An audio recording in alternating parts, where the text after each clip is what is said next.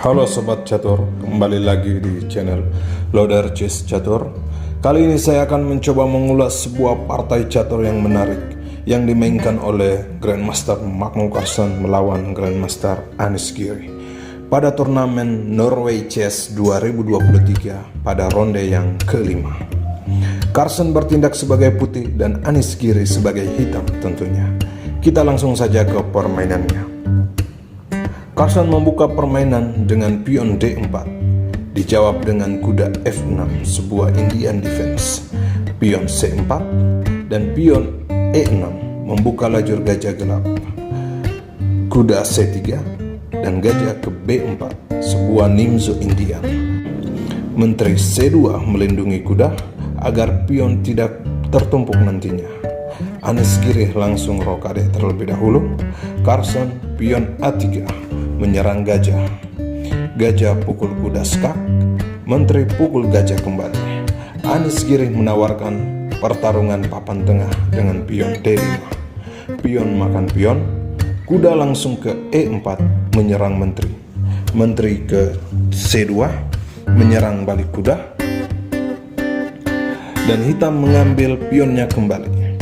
Gajah ke F4 menyerang pion C7 dua kali, dijawab oleh Giri dengan gajah F5, mungkin dengan ide kuda ke G3, menyerang benteng dan menteri sekaligus. Carlsen merespon dengan menteri kali pion, menawarkan pertukaran menteri. Pertukaran diterima, menteri kali menteri.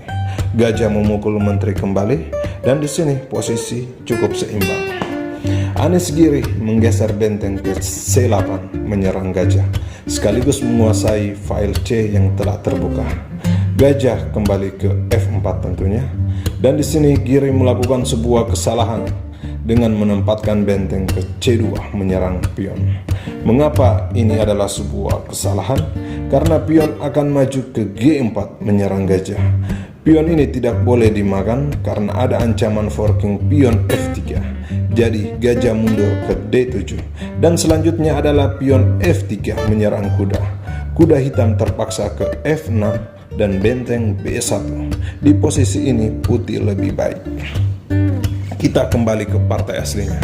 Di sini Carlsen memainkan pion F3 mengusir kuda terlebih dahulu. Kuda terpaksa menghindar ke F6. Barulah pion G4 mengusir gajah. Di sini Anish Giri melakukan kesalahan untuk kedua kalinya, yaitu gajah E6. Karena ini menjadikan gajah hitam sangat pasif, di mana langkah terbaik bagi gajah yaitu ke G6, mengontrol diagonal sayap menteri. Benteng putih C1 menawarkan pertukaran benteng. Jika benteng memukul pion, masalahnya benteng C8 adalah skakmat. Jadi kuda C6 mengancam pion, serta mengaktifkan benteng dalam mengontrol baris ke-8. Benteng kali benteng, gajah kali benteng kembali. Putih pion E3. Di posisi ini putih unggul satu pion. Oke, kita kembali ke partai aslinya. Setelah gajah ke E6, Carlsen benteng ke B1 melindungi pion. Anish Giri kuda ke C6 menyerang pion D4. Pion ke E3 melindungi pion. Kuda ke A5 mencoba membantu serangan. Gajah ke D3 menyerang benteng. Benteng turun ke C6.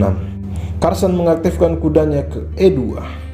Kuda ke C4 menawarkan pertukaran perwira kepada putih. Raja ke tempat aman terlebih dahulu, yaitu ke F2, membiarkan benteng saling terhubung satu sama lain. Giri melakukan doubling benteng C8. Benteng juga ke C1. Pion B5 menambah perlindungan terhadap kuda. Di sini Carlsen melakukan penyederhanaan perwira dengan gajah kali kuda. Pion makan gajah kembali.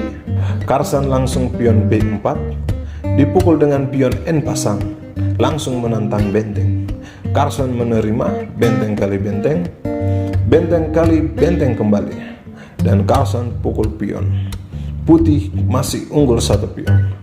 Dan di sini percaya atau tidak, Anish Giri lagi-lagi melakukan sebuah kesalahan, yaitu memainkan benteng ke B6 mengadu benteng. Tentu Carlsen dengan senang hati menerima. Benteng pukul benteng, Pion kali benteng kembali. Kuda Kalsan langsung ke C3 mengontrol petak B5. Anies Giri pion ke H5 menyerang pion 3 kali. Pion makan pion tentunya. Raja ke H7. Gajah langsung ke C7 menyerang pion agar pion putih di file A dapat bebas bergerak. Giri kuda ke C7 melindungi pion, dan setelah raja ke G3, Anies Giri pun menyerah. Anies Giri menyadari dia sudah tidak punya harapan lagi untuk menang. Posisi perwira dan pionnya pun sangat pasif, ditambah putih unggul posisi dan jumlah pion. Jadi Anies Giri memutuskan menyerah di ending game partai ini.